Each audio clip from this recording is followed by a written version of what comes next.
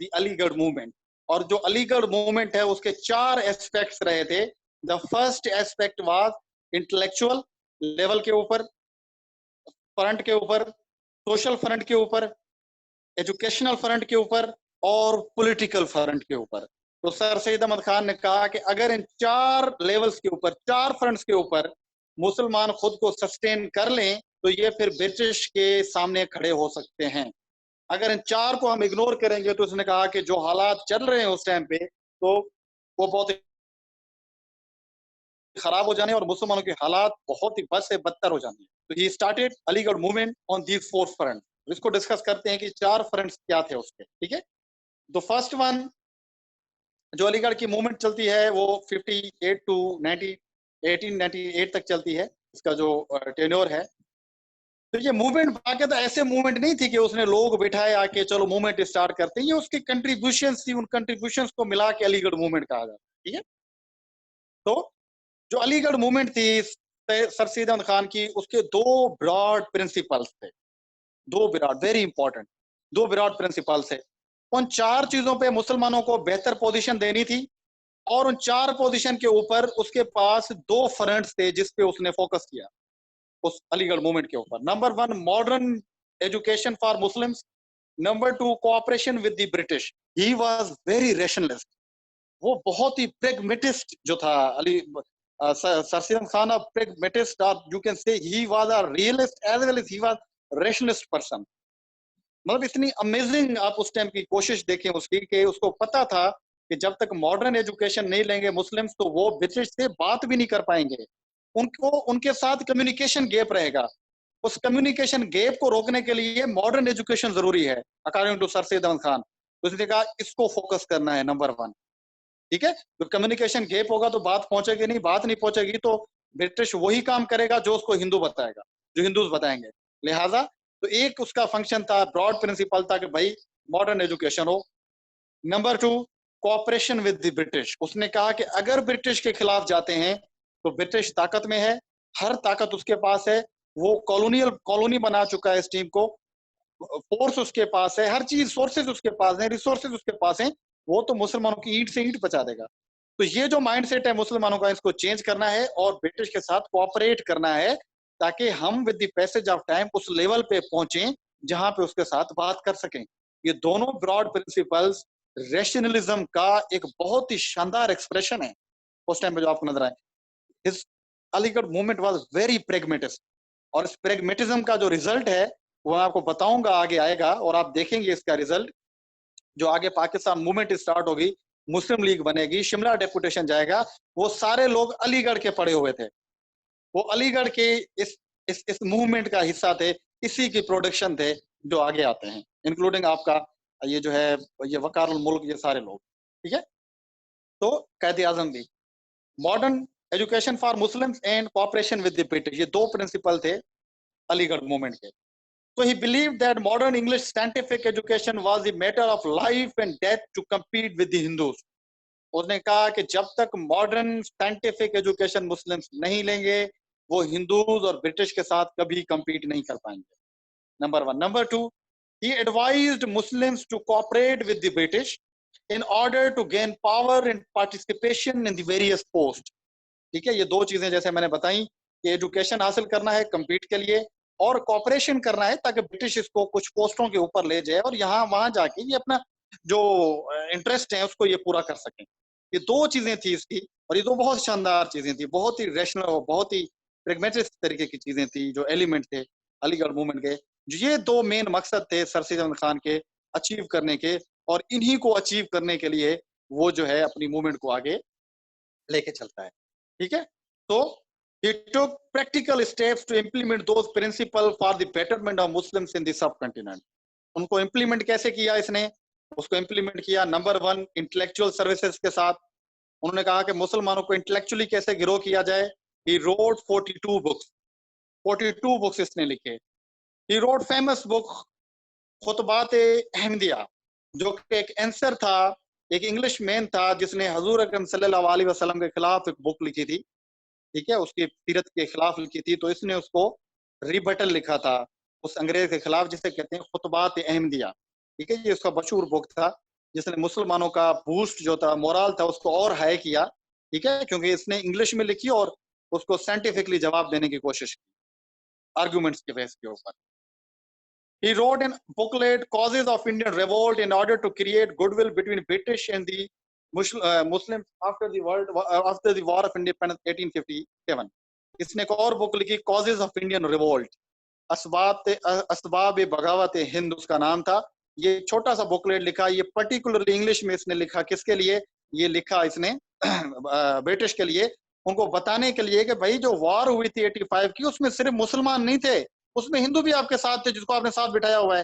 तो आप सिर्फ मुसलमानों पे ये इल्जाम लगाना गलत है, लिहाजा हिंदूज भी साथ थे। और ये बुक लिख के बेसिकली वो कॉपरेशन के लिए एक हाथ जोड़ रहे थे, हाथ आगे बढ़ा रहे थे, ताकि जो नरम गोशा पैदा हो ब्रिटिश का मुस्लिम्स के लिए, और मुसलमान थोड़ा आगे आए, पावर गेन करें आगे।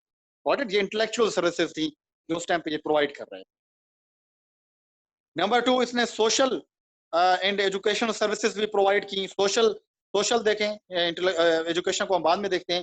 सोशल के लिए उसने एक मैगजीन निकाला जिसका नाम था तहजीबुल अखलाक, ठीक है, मैगजीन होता था, ये वीकली मैगजीन होता था जो निकलता था, for the moral correction of Muslims in the सब कॉन्टिनेंट, जो जिसके अंदर वो बताता था कि जो इस्लाम है उसका साइंस और उसका रीजन और उसका लॉजिक के साथ क्या ताल्लुक है, ताकि मुसलमान थोड़ा मॉरली खुद को सेटअप करें, उसको साइकोलॉजिकल इन्फीरियरिटी से निकलें कि जो हमारा इस्लाम है वो काफी चीजों की हमें जो है आंसर्स देता है, सॉल्यूशंस देता है। तो लिहाजा मुसलमान वो पढ़े, वो इस मैगजीन के अंदर होते थे।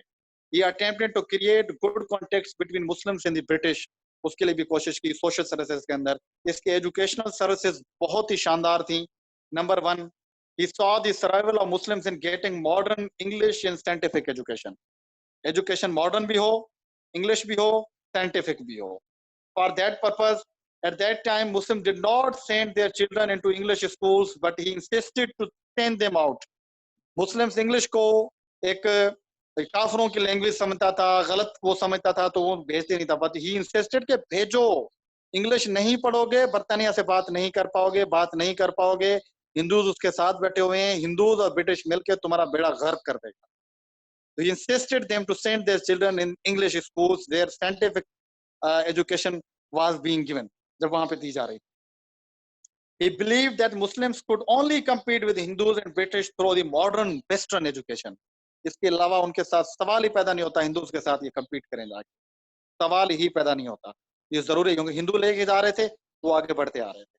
तो यही चीज एक आर्गुमेंट दिया जाता है जब पाकिस्तान और इंडिया में हम, जब मैं पोस्ट पार्टीशन आपको पढ़ाऊंगा कि इंडिया डेमोक्रेसी बन गया, हम डेमोक्रेसी नहीं बन पाए, तो उसके रीजंस क्या आते हैं। उनमें एक रीजन ये भी था कि हिंदूज जो थे वो इसी टाइम से लेकर एजुकेशन के अंदर आ रहे थे, उनके अंदर बड़े बड़े जहन पैदा हो रहे थे, जबकि मुसलमान वहां पे मुखालफत कर रहे थे, वहां पे इतने किस्म के जहन पैदा नहीं हो सके।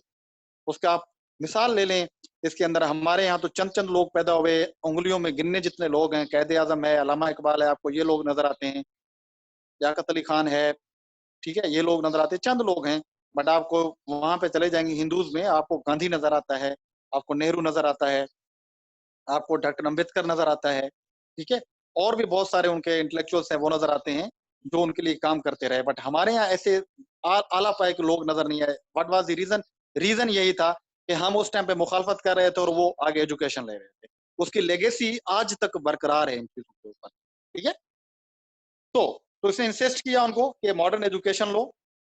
For that purpose he established scientific society in Moradabad 1864 में, whose main objective was to translate books from foreign languages into Urdu. Journals named Aligarh Institute Gazette in 1866. It was published in 2 languages, bilingual था, Urdu and English के अंदर। ये scientific society इसने कायम की जिसमें जो इंग्लिश की ट्रांसलेट बुक्स होती थी उनको ट्रांसलेट किया जाता था उर्दू में, इनको पता लगे मुसलमानों को कि क्या हो रही हैं। और उसने एक जो है अलीगढ़ इंस्टीट्यूट ऑफ गजेट भी निकाला, जिसमें वो जो नई नई रिसर्चेज आती थी, नई नई ट्रांसलेशन होती थी, उनको उर्दू और इंग्लिश में लिखा जाता था, ताकि दोनों का अंदाजा हो मुसलमानों को क्या चीज हो रही है, ठीक है। He established Mohammedan Anglo Oriental School 1875 में, जहां पे भी modern English, history, mathematics, geography की एजुकेशन दी जाती थी। This school later became Mohammedan Anglo College 1877 and finally Aligarh University in 1920. तो ये वो यूनिवर्सिटी थी, ये वो स्कूल था जिस स्कूल से बहुत ही आला पाए का एक कैडर निकलता है, जो आगे चल के मैं आपको बताऊंगा कि शिमला डेपुटेशन के बाद बुनियाद डालता है किस चीज की, बुनियाद डालता है ऑल इंडिया मुस्लिम लीग की। वो यहीं से पढ़े हुए लोग थे, इसी स्कूल की प्रोडक्शन थे वो। ठीक है, अलीगढ़ यूनिवर्सिटी अभी भी है। ठीक है, ओके। इसकी पॉलिटिकल सर्विसेज क्या थी? पॉलिटिकल सर्विसेज में ये थी कि वॉर ऑफ इंडिपेंडेंस के बाद जो पॉलिटिकल कंडीशंस मुसलमानों की बहुत ज्यादा मर्सीफुल थी, मुगल रूल डिक्लाइन हो चुका था, जो हिंदूज थे वो ब्रिटिश की साइड हो चुके थे, मुसलमान आइसोलेशन का शिकार थे उस टाइम पे कि पॉलिटिकली वो कहाँ जाएं। तो therefore political survival was necessary for the survival of the Muslims in the subcontinent. ठीक है, सर्वाइवल मुश्किल था उनका। Then he asked to avoid from politics and attain modern education. उसने कहा मुसलमानों को कि पॉलिटिक्स से दफा करो, फिलहाल साइड पे हो जाओ, पहले मॉडर्न एजुकेशन हासिल कर लो, फिर जाके पढ़ना आप लोग। और इसी दौर के अंदर यानी 1885 के अंदर जो थी कांग्रेस बनी थी, इंडियन नेशनल कांग्रेस बन चुकी थी। और इंडियन नेशनल कांग्रेस को बनाया था एक अंग्रेज ब्यूरोक्रेट था, रिटायर ए.ओ. ह्यूम ने। ठीक है, बनाया, और जिसका मकसद था कि जो इंडियंस हैं उनका और ब्रिटिश का आपस में गुडविल कम की जाए इस पार्टी के जरिए। तो उसने ये पार्टी बनाई, पर उसमें मेजॉरिटी हिंदूज की थी। तो मुसलमान काफी लोग कांग्रेस को ज्वाइन करना चाहते थे। तो सर सैयद खान को इंसिस्ट किया कि कांग्रेस को ज्वाइन ना करो, आप पॉलिटिक्स से अवॉइड करो फिलहाल, कांग्रेस को ज्वाइन करने का कोई फायदा नहीं है, क्योंकि डोमिनेट हिंदूज कर रहे हैं उसे, हिंदूज आपको आगे नहीं आने देंगे। तो इसलिए इस खफे में पड़ने की जरूरत नहीं है, इतना टाइम वेस्ट ना करो, और वो टाइम अपनी एनर्जीज वेस्ट करो, सर्फ करो किसके ऊपर? एजुकेशन के ऊपर, मॉडर्न एजुकेशन लो, फिर जाके पॉलिटिक्स में आप सपोर्ट करो। फिलहाल आपकी पॉलिटिकल कंडीशन है ही नहीं। क्यों नहीं है? तो आप तो बात नहीं कर सकते बेटे से, कैसे बात कन्वे करेंगे? बात तो कन्वे कर सकता है हिंदू, हिंदू तो आपको पीछे लाके खुद आगे चला जाएगा कांग्रेस के ऊपर। तो इसने कांग्रेस जो इनसे मना किया था 1885 के अंदर। ठीक है, और इसी 1885 के अंदर एक और इंस्टीट्यूशन बना था जिसे कहते हैं सिंध मदरसातुल इस्लाम। एमसीक्यू आ जाता है। और सिंध मदरसातुल इस्लाम वो इंस्टीट्यूशन है जो अभी भी कराची में है, जो इंस्टीट्यूशन जिसमें कैद आजम पढ़ा था, 1885 में बना था। और मैं भी सिंध मदरसातुल इस्लाम यूनिवर्सिटी, अभी यूनिवर्सिटी बनी है वो 2012 में, तो उस यूनिवर्सिटी की जो पहली बैच थी उसमें मैं भी पढ़ा हूँ वहाँ पे। 2 साल मैं वहाँ पे पढ़ा हूँ, सिंध मदरसातुल इस्लाम यूनिवर्सिटी में। तो देखें, अलीगढ़ मुस्लिम यूनिवर्सिटी 1920 में बन गई थी, बट कैद आजम जहाँ पे पढ़ा वो वो यूनिवर्सिटी बनी है 2012 के अंदर, 11 के अंदर। ठीक है, तो ये उस टाइम पे यानी मुसलमानों की एजुकेशनल जो मैं उसकी बात कर रहा हूँ कि कितना जो थोड़ा शऊर था वो इतना बढ़ चुका था उस टाइम। ठीक है, तो इसने मना किया कि पॉलिटिक्स से अवॉइड करो, फिलहाल आप उस पर ध्यान दो। ठीक है, तो ये पॉलिटिकली ये सर्विसेज थी इनकी। He strongly prohibited joining the Indian National Congress. I told you कि A.O. Hume ने जो बनाई थी. He said to Muslims that they should not trust on the Hindus because they could not friends of the Muslim. Friends हो ही नहीं सकते मुसलमानों के, because he was the staunch supporter of कौन? Two nation theory.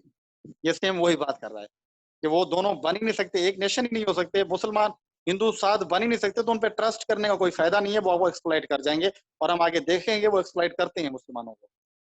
He first openly advocated two-nation theory, that Hindus and Muslims are different in every aspect of life and they cannot live together.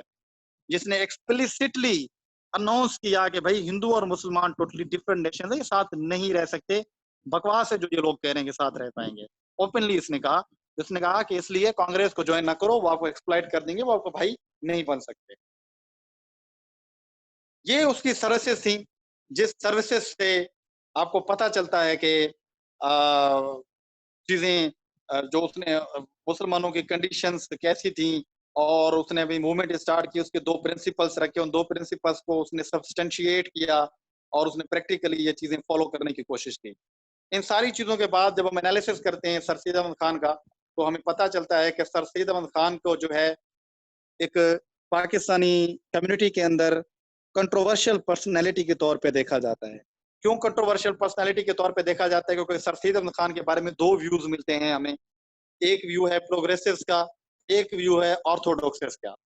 जो ऑर्थोडॉक्सिस और progressives के different view हैं sir Syed Ahmad Khan के बारे में। कुछ कहते हैं कि सर सैयद की ये सर्विसेज जो थी वो नीड ऑफ टाइम थी, वो जरूरी थी, और उन्हीं ने ही आगे जो है काम दिया। कुछ कहते हैं नहीं, वो गलत थी, ये ये ब्रिटिश का एक बंदा था जो मैनिपुलेट कर रहा था, वो कैसे उन आर्गुमेंट्स को देखते हैं। तो सबसे पहले हम प्रोग्रेसिव्स को देखते हैं कि जो प्रोग्रेसिव्स हैं यहाँ पे, जो लिबरल्स हैं यहाँ पे, वो क्या समझते हैं सर सैयद अहमद खान को। He worked to make Muslim Islam modernity compatible with each other. वो कहते हैं उसने कोई गलत काम नहीं किया, उसने अच्छा काम किया था। उसने बेसिकली इस्लाम को और मॉडर्निटी को कंपैटिबल बताने की कोशिश की थी। उसने कहा था कि मॉडर्निटी और इस्लाम को डिफरेंट चीजें नहीं है, इस्लाम कंपैटिबल है मॉडर्निटी के साथ, साइंस के साथ, लॉजिक के साथ, रीजन के साथ, हम उससे छोड़ नहीं सकते हैं। तो इस वजह से वो कहते हैं वो ठीक किया उसने कोशिश की कंपैटिबल बनाने की। He was not against Islam. In fact, he was Islamist. क्योंकि खुतबात नबी जो उसने किताब लिखी थी वो पूरा रिबटल था जो लिखा था। अगर वो मुखालिफ होता तो ऐसी बात नहीं करता। He contributed to modernize Islam. उसने इस्लाम को मॉडर्नाइज करने की कोशिश की थी। वो कोई वेस्टर्न नहीं था, वो मॉडर्नाइज करने की बात कर रहा था, क्योंकि वो जरूरी था उस टाइम पे इस्लाम को मॉडर्नाइज करना उस चीज के बारे में। ठीक है। और इसने क्या कोशिश की, देन वो बिलीव रखते हैं कि इसने जो कोशिश की, ही ट्राइड के जो है मॉडर्नाइज करे इस्लाम को, और he reinterpreted the Islamic values in redefined social, political and cultural framework. उसने क्या किया, इस्लामिक वैल्यूज को उसने क्या किया कि रीडिफाइंड किया सोशल, पॉलिटिकल और कल्चरल फ्रेमवर्क के अंदर। ही स्टेट, उसने कहा कि इस्लाम को रीडिफाइन करने की जरूरत है। अगर हम इन्हीं पुराने चक्रों के ऊपर रहे तो हम तो ब्रिटिश के साथ मुकाबला नहीं कर सकते थे। तो कंपैटिबल होना जरूरी था, और उस कंपैटिबल करने के साथ, उस कंपैटिबल बनाने के लिए उसकी सारी कोशिशें थी। ये प्रोग्रेसिव व्यू रखते हैं, ये व्यू रखते हैं कि वो इस्लाम के खिलाफ नहीं था। ठीक है।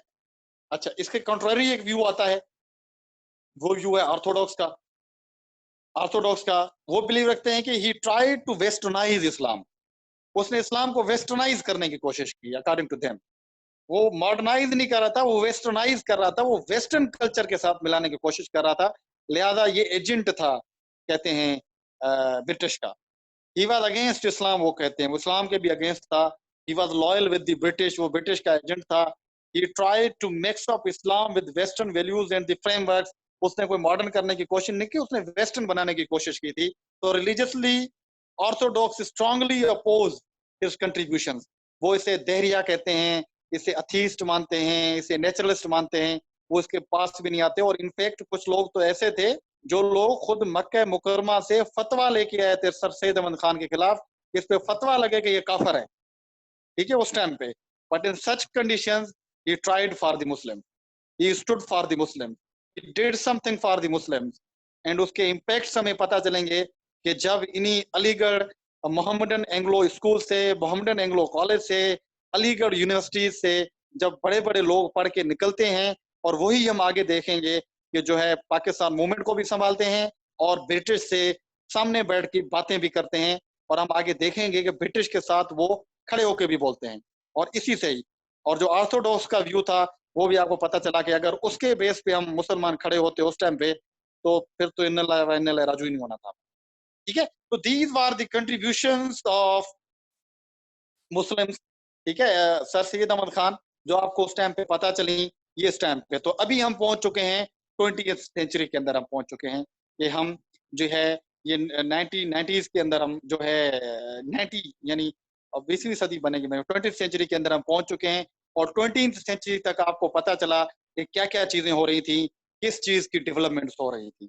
और यहाँ से आपको पता चला कि हिंदूज जो थे वो ब्रिटिश के साथ खड़े हो गए थे, मुस्लिम्स जो थे वो जो थे मार्जिनलाइज थे, बस उनको आहिस्ते आहिस्ते कोशिश की जा रही थी कि वो थोड़ा उभरे, आगे आए। पहले तो वो बिल्कुल नहीं आ रहे थे आगे, बट अलीगढ़ मूवमेंट के बाद वो इस पोजीशन में हमें पता चलेगा कि आगे आते हैं कि कुछ किया जा सके। और टू नेशन थ्योरी को एडवोकेट करके गए थे सर सैयद अहमद खान। उन्होंने कहा था कि कांग्रेस एक ड्रामा है, हिंदू मुस्लिम एक नहीं बन सकता। बट इस टाइम पे कांग्रेस ये कह रही थी नहीं नहीं हम एक हैं, हम एक बन सकते हैं, कोई डिफरेंस नहीं है। बट टू नेशन थ्योरी के बिलीव करने वाले लोग कह रहे थे नहीं, हम एक नहीं बन सकते। ठीक है। तो फिर हमें पता चलता है कि 20th सेंचुरी में एक और इवेंट होता है, जिस इवेंट से मुसलमानों की थोड़ी बहुत अकल ठिकाने आती है कि वाकई ही जो सर सैयद ने प्रिडिक्शन की थी वो प्रिडिक्शन सही साबित होती है। तो वो इवेंट क्या है, वो इंसिडेंट कौन सा था, उसी को अभी हम स्टडी करते हैं। बहुत ही इंटरेस्टिंग है। That event is about the partition of Bengal. यानी बंगाल का पार्टीशन, उससे हमें पता चलता है। ये जो आपको आज पता चल रही है ना, जो मूवमेंट्स आपको आरएसएस पता चलती है, ये इस टाइप की मूवमेंट्स हैं, ये सारी हम पढ़ेंगे। ये इन्हीं की जो इमरजेंस है, ये इन्हीं से ही जो है वो गुजरती है। ठीक है, और हम इसी को चलेंगे। तो लेट्स स्टार्ट, क्योंकि हम स्टार्ट करते हैं। ठीक है, तो पार्टीशन ऑफ बंगाल, ये वो इवेंट था जिस इवेंट ने सर सैयद अहमद खान के रूप से मोहर लगाई, जिसने मुसलमानों को मजबूर किया टू नेशन थ्योरी पे सोचने के ऊपर, जिसने हिंदूज को एक्सपोज किया जो वो कांग्रेस के नाम पे ड्रामा कर रहे थे कि हम एक हैं, हम साथ हैं, हम सारी चीजें हैं। और यही वो इवेंट है जहां पे हमें पता चलता है कि मुसलमान अलीगढ़ से कितना फायदा ले चुके थे। और यही वो इवेंट है जहां से हमें पता चलेगा तीसरे आर्ग्यूमेंट का, जो उन्हें मार्क्सिस्ट और इकोनॉमिक आर्ग्यूमेंट पढ़ा था, कि कुछ लोग ऐसे थे जिनके इकोनॉमिक इंटरेस्ट अंडरमाइन हो रहे थे, तो वो आजादी की आगे बात करने आ रहे थे। तो उसकी स्टार्टिंग, उस आर्ग्यूमेंट की स्टार्टिंग भी इसी इवेंट से होगी। ठीक है, पार्टीशन ऑफ बंगाल 1905 टू 9/11। ठीक है, ये भी सीएसएस में कभी क्वेश्चन आ जाता है। था क्या? Early Hindus and Muslims live together in the सब कॉन्टिनेंट, साथ रहते थे। ठीक है, बिल्कुल साथ होते थे, सारी चीजें इनके साथ होती थी। अच्छा, साथ रह रहे थे, आपने देखा सारी सिचुएशन साथ थी। But an eye opening event happened in the history of sub continent. Partition of Bengal is considered is the most important development in the history of sub continent.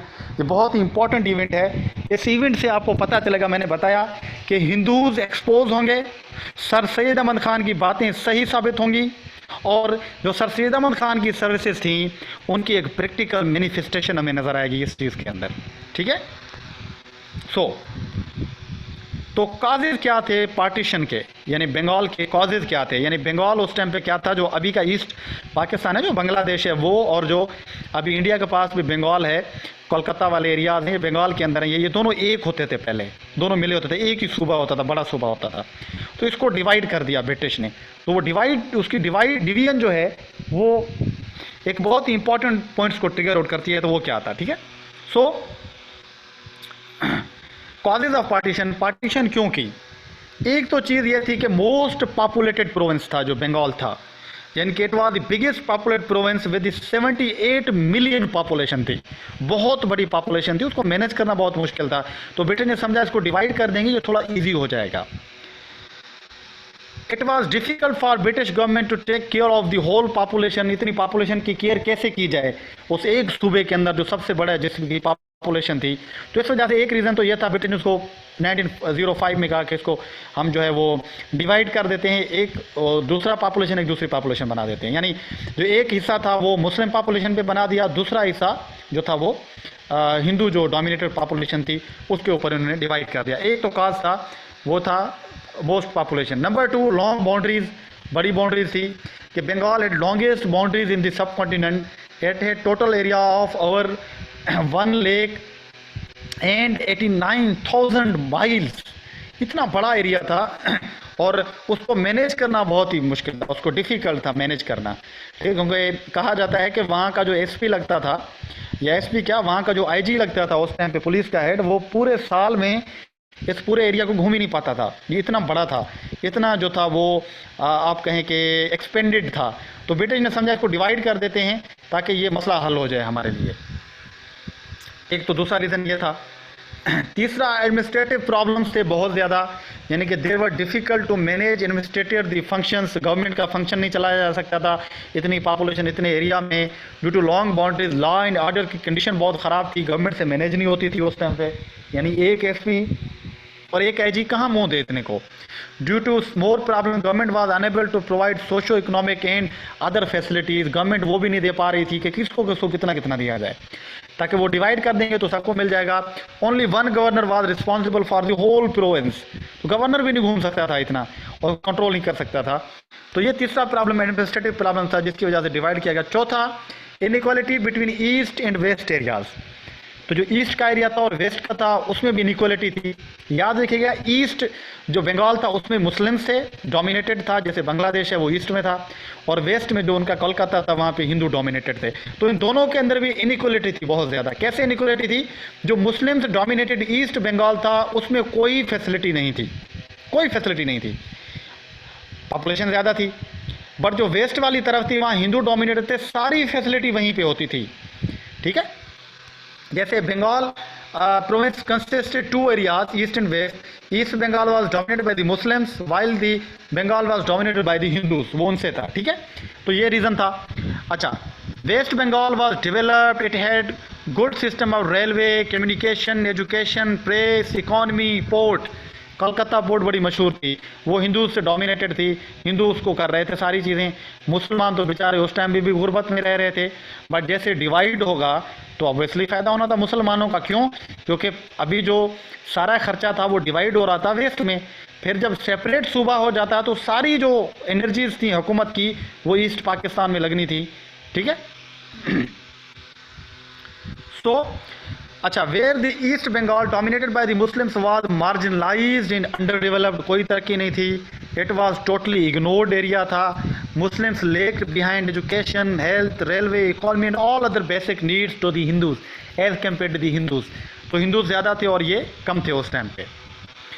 Finally जो वहाँ का वायसराय था, कर्जन, लॉर्ड कर्जन था, उसने जो है partition of Bengal कर दिया 1905 में, इन चीज़ों को बेस में रखते हुए कि भाई पॉपुलेशन बड़ी है, इनकी एरिया बड़ा है, हमसे मैनेज नहीं होगा ये सारी चीज़ें, तो इसको डिवाइड कर देते हैं। और मुसलमान जो हैं वो मार्जिनलाइज हैं, तो वो थोड़े अंडर डेवलप्ड हैं, तो उनको डेवलप कर लेंगे हम, और ये सारी चीज़ें हुकूमत की भी आसानी हो जाएगी, लोगों में भी आसानी हो जाएगी, सारी चीज़ें प्रॉपरली ठीक चल जाएंगी। But that partition favored Muslims, whereas Hindus strongly opposed that decision of the British government। और हिंदू ने इसकी मुखालफत की बहुत ज़्यादा। उन्होंने कहा कि नहीं, ऐसा नहीं हो सकता, क्योंकि ये मुसलमानों के फ़ायदे की बात हो रही थी। यहीं पे टू नेशन थ्योरी जो थी वो इमर्ज हो रही थी, कि जो वो बातें हो रही थी पीछे, जो हमने भी डिस्कस की टू नेशन थ्योरी के अंदर, वो यहीं से हो रही थी कि अगर वो एक साथ रहना चाहते हैं, एक कम्युनिटी हैं, कांग्रेस के मुताबिक वो एक ही हैं, तो भाई मुखालफत क्यों कर रहे हैं? भाई भाई हैं तो उसका फ़ायदा होना चाहिए। But Hindus were opposing at that time, ठीक है। ये सेम सिचुएशन है। अगर आपको देखें, मैंने थोड़ा इसको वो करने की कोशिश की है। ये था, ये रीज़न था। ये वेस्ट बंगाल था, ये जो एरिया आपको नज़र आता है, ये बंगाल जो अभी बांग्लादेश है, ठीक है। और ये जो है ईस्ट बंगाल था, जो आसाम के एरियाज़ हैं, ठीक है। ये थोड़ा सा नक्शा है, ये शेयर दिस ऑल थिंग्स, तो आप इसको देख लीजिएगा, ठीक है। इसको देखें ज़रा गरीब से, तो यहाँ से आपको पता चलेगा कि बंगाल की डिवीज़न थी। ये एक पूरा सूबा था, ठीक है, ये एक पूरा सूबा था जिसे सिर्फ बंगाल कहा जाता था, पर 1905 में इसको चेंज कर दिया गया, ये यहाँ पे इस तरीके से, ठीक है।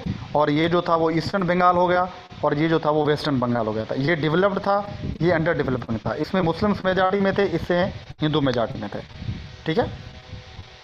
हिंदूज़ का रिएक्शन क्या हुआ इसके ऊपर, ठीक है। Hindus reaction, Hindus strongly opposed that decision, उन्हें अपोज किया इस डिसीजन को।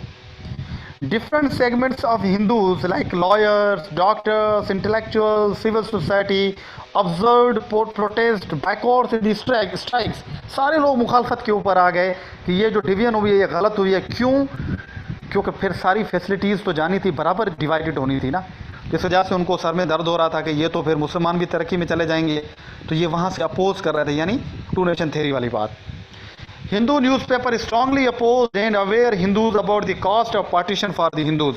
वहाँ के जो न्यूज़पेपर थे, वहाँ का जो मीडिया था, वो ये नैरेटिव शेप कर रहा था कि भाई हमें इग्नोर किया जा रहा है, हमारी जो ये कॉन्सिक्वेंसेस होंगे इसको ख़राब होंगे, क्योंकि उनको पता था कि अगर ईस्ट पाकिस्तान के ऊपर ख़र्चा किया गया तो मुस्लिम्स का ही फ़ायदा होगा, तो वो ये चीज़ नहीं चाहते थे। तो उसने इसके ऊपर स्ट्रांगली अपोज किया इस चीज़ के ऊपर, ठीक है। सो कैसे अपोज किया कि Hindus of west Bengal feared that Muslims might run any movement for their rights and they would be more aware about their rights।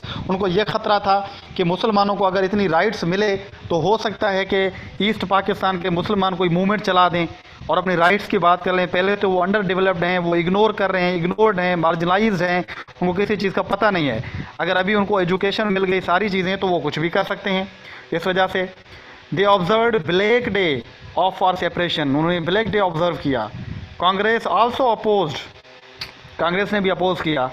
और यहाँ पे सर सैयद आपको याद आ रहा होगा, वो जैसे ना जब भी कोई प्यार से बुलाएगा तुमको एक शख्स याद आएगा, तो यहाँ पे मुसलमानों को सर सैयद अहमद खान ज़रूर याद आ रहा था कि कांग्रेस तो अपोजिशन कर रही है। सर सैयद अहमद खान ने भी यही कहा था, हमने डिस्कस किया डिटेल से। They started religious movements against the Muslims and the separation.